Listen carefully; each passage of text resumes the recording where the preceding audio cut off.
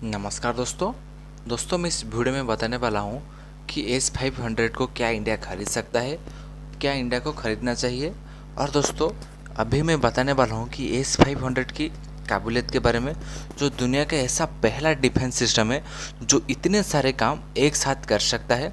ऐसा कोई भी डिफेंस सिस्टम किसी के पास नहीं है, ना अमेरिका के पास है, सिर्फ ये रूस के पास है। आप जानते हैं ये S500 रूस के द्वारा निर्मित हुआ है।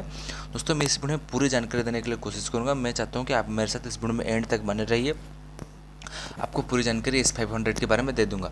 दोस्तों ये अभी दुनिया का ऐसा air to surface to air missile defence system है जो किसी भी टारगेट को मतलब दोस्तों ध्वस्त कर सकता है।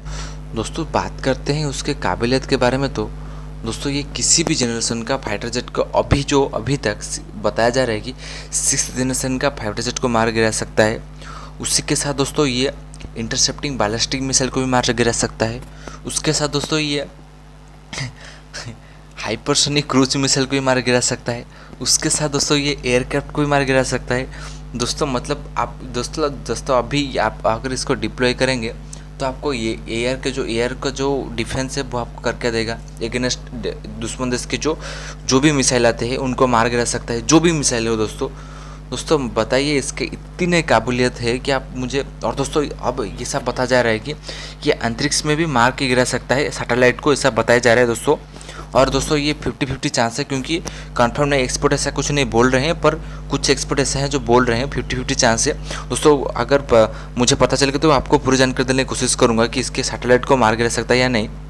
अगर दोस्तों मार गिराता है तो दुनिया का ऐसा पहला डिफेंस सिस्टम होगा जो इतने काम एक साथ कर सकता है। और दोस्तों मतलब इसके काबिलियत के बारे में क्या बताओ दोस्तों, मुझे लगता है मैं भी बताने वाला हूँ क्या इंडिया इसको खरीद सकता है। दोस्तों ऐसा तो लग रहा है कि इंडिया इसको खरीद सकता है बाद में, अभी नहीं। पर दोस्तों मैं आपको बताऊँ चीन क्या इसको खरीद सकता है। तो दोस्तों ये चीन इसको खरीद ही नहीं सकता, क्योंकि दोस्तों आप जानते हैं चीन MTCR का मेंबर नहीं है। MTCR का मेंबर नहीं होते इसीलिए तो बहुत 300 किलोमीटर से ज़्यादा रेंज वाला किसी भी देश से खरीद नहीं सकता है। कोई भी मिसाइल डिफेंस सिस्टम हो जो भी हो खरीद नहीं सकता है। अब दोस्तों जानते हैं MTCR का मेंबर होना पड़ता है। पर दोस्तों तुर्की इसको खरीद सकता है, क्योंकि तुर्की एक MTCR का मेंबर है और 35 देश में तुर्की आता है, तो तुर्की इसको खरीदने के लिए इंटरेस्टेड भी है। दोस्तों क्या इंडिया इसको खरीदेगा? दोस्तों इंडिया की ज़रूरत अभी नहीं है।